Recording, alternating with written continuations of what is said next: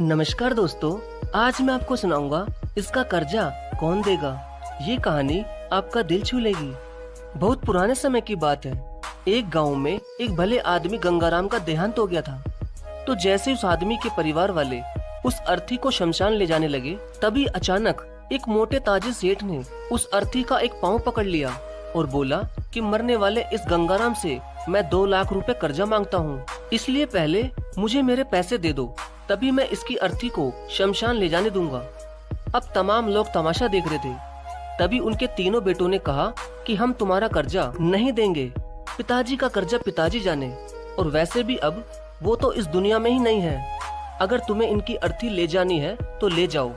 ये सुनकर पूरा गांव गंगाराम के तीनों बेटों पर थू थू कर रहा था। अब गंगाराम के तीनों बेटे उस कर्जे को देने से पीछे हट गए। तभी गंगाराम के भाइयों ने भी कह दिया कि जब बेटे कर्जा नहीं दे सकते तो हम क्यों किसी का कर्जा भरें।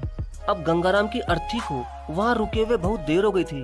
तभी ये बात गंगाराम की इकलौती बेटी तक पहुँच गई, तो वो भागी भागी अपने पिताजी की अर्थी तक पहुँची।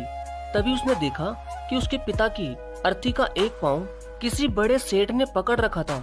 ये देखते ही उसने आंखों में आंसू लिए, अपना सारा जेवर और जितने भी पैसे उसके पास थे वो उसे दे दिए, और फिर उस सेठ के आगे हाथ जोड़ते हुए ये कहा कि सेठ, अगर ये सब जेवर बेचकर भी आपका कर्जा पूरा ना हो पाए तो मैं खुद आपका सारा कर्जा चुकाऊंगी, मगर इस समय मेरे पिताजी की अंतिम यात्रा को मत रोको। तभी उस सेठ ने गंगाराम की अर्थी का पाँव किसी और को पकड़ाकर उसकी बेटी के पास आकर बोला कि मुझे माफ कर दो बेटी, दरअसल बात ये है कि मुझे गंगाराम से 2 लाख लेने नहीं बल्कि देने हैं। गंगाराम ने 3 साल पहले मेरी कुछ मजबूरी पड़ने पर अपनी एक जमीन बेचकर मुझे ये 2 लाख रुपए दिए थे, और वो तो इतना भला आदमी था कि मुझसे 1 रुपया भी ब्याज नहीं लिया।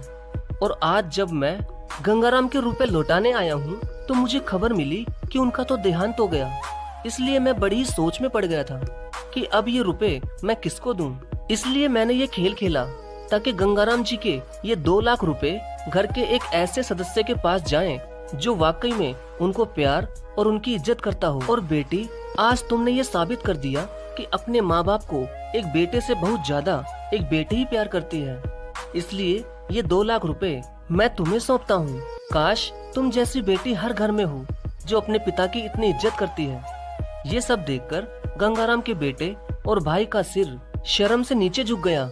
वाकई में दोस्तों, ये बात तो एकदम सच है कि एक माता पिता को बेटे से ज्यादा बेटी ही प्यार और उनकी इज्जत करती है। इसलिए दोस्तों, बेटी पढ़ाओ और बेटी बचाओ। धन्यवाद। डाउनलोड मौज।